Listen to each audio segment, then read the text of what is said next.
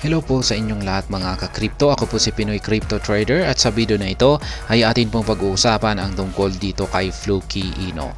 Kung saan ang sabi po dito ay Fluky dominates gaming. Ayan.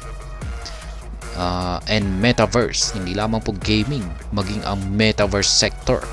Ayan, with 20 million plus interactions. Ayan, nagkaroon po siya ng higit 20 million na interactions. Ibig pong sabihin ay marami pong mga tao ang nagustuhan ang yung development ni Fluky dito sa gaming at saka metaverse sector. Kaya yan, isa po itong magandang balita para kay Fluky Ino. Pero bago po tayo magpatuloy, ay nais ko lamang po munang bigyang linaw ang aking disclaimer kung saan ang nilalaman po ng video na ito ay hindi po ito isang financial advice. For education and information purposes lamang po ang layunin nito. Maliban po dito ay nais ko na rin pong magbigay babala na wala pong kahit anumang group chat ang Pinoy Crypto Trader. Ayan, Fluky, the multi-chain crypto project. Ayan, tinatawag pong multi-chain si Fluky Ino kasi supported po niya ang iba't ibang mga chain network. Has recently dominated the gaming and metaverse crypto sector in terms of social activity, boasting over 20 million interactions. Kaya ayan, ang tindi po niyan, 20 million ang nag-interact or nagkaroon ng reaction dahil sa development ng Fluky Ino dito sa gaming at saka metaverse sector. CryptoDep, a fast-growing crypto analytics platform, shared this bullish development today, citing data from prominent social data aggregator Lunar Crush. CryptoDep shared a chart featuring the social activities of several assets within the gaming and metaverse sector. Kaya ayan, isa pong crypto analytics platform. Siya po si CryptoDep. Ayan, siya po ang nakapansin sa pangyayaring ito na nagkaroon po ng matinding social activities or interactions dito sa nagaganap na gaming at saka metaverse sector ng Fluky Ino. And the data confirms Fluky's dominance in this category as the project boasts over 20 million interactions within the time frame in consideration. Social interactions include engagement in actions and social media platforms such as reposts, likes, and comments. Kaya yan, yung interaction na ito ay binubuo po ng mga reposts, likes, at saka mga comments. Kaya yan, syempre, meron ngayong kasabihan na kung pag maraming nag-react ay maraming nagkagusto rito.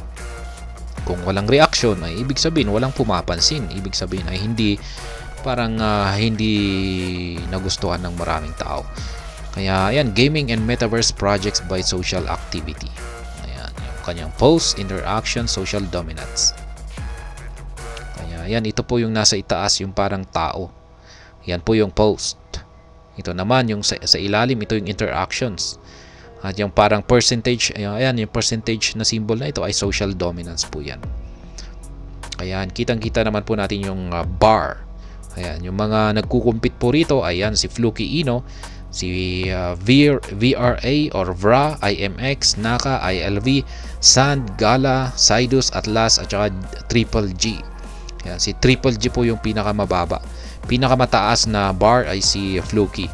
Sumusunod po si Vera or VRA. Sumunod naman pangatlo si IMX. Ayan, pang-apat si Naka, si ILV, si Illovium ay pang-lima lamang po. Ayan, tapos si Sand at saka si Gala. Ayan, si Gala. Ayan po yung mga comparison sa kanilang mga rankings. In particular, Fluky commands 20.6 million interactions, for greater than the rest of the assets in the evaluation.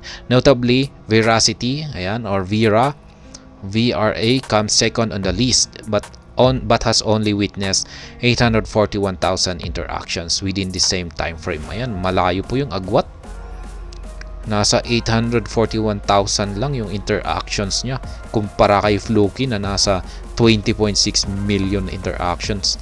It bears mentioning that the social activity evaluation considers two more social criteria in addition to interactions. These are the number of posts across all social platforms pertaining to the asset in question and the asset's social dominance. Kaya yan, may mahalaga na rin daw po yung kaugnayan ng number of posts sa lahat ng mga social platforms.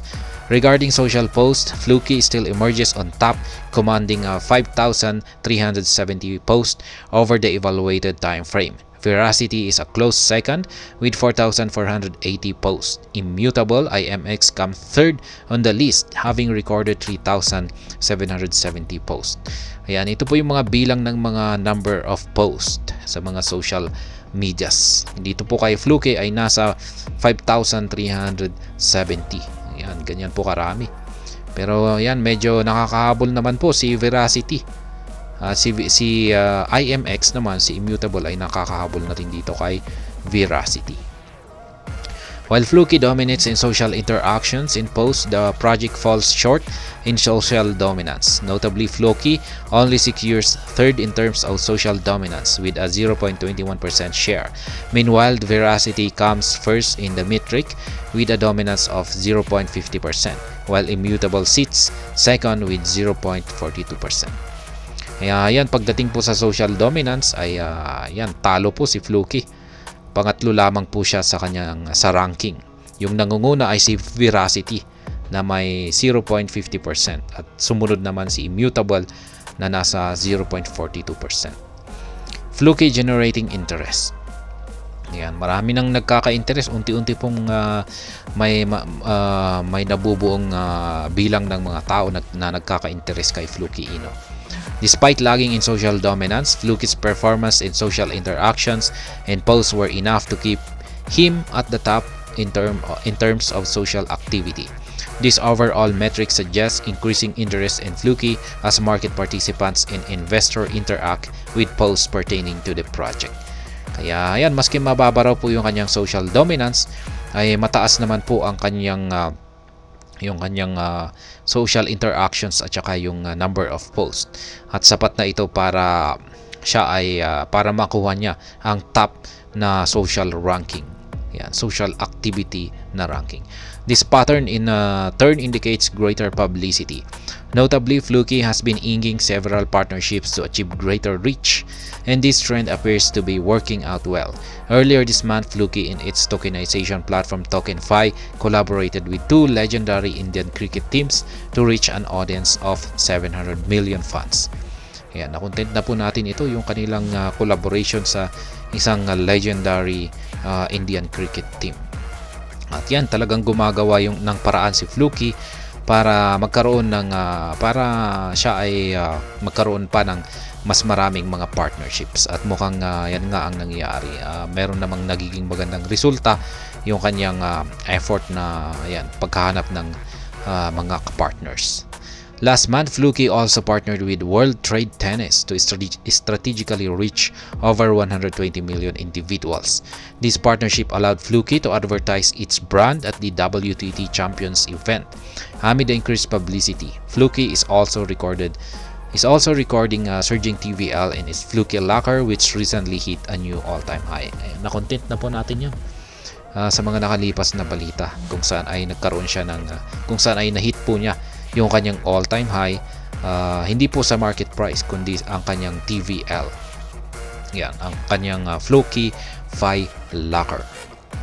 Kaya yan, maganda po yung performance ni Fluky nitong mga nakalipas na araw. Kaya ayan, talagang maganda po yung dito po natin talaga makikita na yung kanilang team developers ay talagang binibigay nila ng todo yung kanilang effort para mapalago ang Fluky Ino. Yan po, ito po yung talagang isang criteria or factor na dapat hinahanap natin sa isang crypto asset. Yan, kung maganda bang mag-invest dito or hindi. Dapat ay yung mga team developers ay talagang nag-i-effort, binibigay nila lahat ng kanilang effort, at nakikita po natin sa kanilang mga achievements. Ayan, achievements, at saka ayan, may patunay, may proof na talagang lumalago yung isang asset. Ayan, katulad na lamang dito kay Fluky Ino. Yan, kitang-kita naman natin na talagang kumikilos yung mga team developers at merong resulta yung kanilang ginagawa. At ayun, hanggang dito na lamang po tayo sa video na ito. Sana po ay inyong nagustuhan ang aking paliwanag dito. Kung inyo po itong nagustuhan, pakiclick lamang po ang like button nito. Para naman po sa mga bago lamang dito, kayo po ay aking inaanyayahan para mag-subscribe. Pakiclick na rin po ang bell icon nito dahil ito po ang siyang magsisilbing notification nito sa mga bago kong videos na akin pong ina-upload sa aking YouTube channel na ito. Marami pong salamat sa panonood. Ingat po tayo lagi at God bless po sa ating lahat.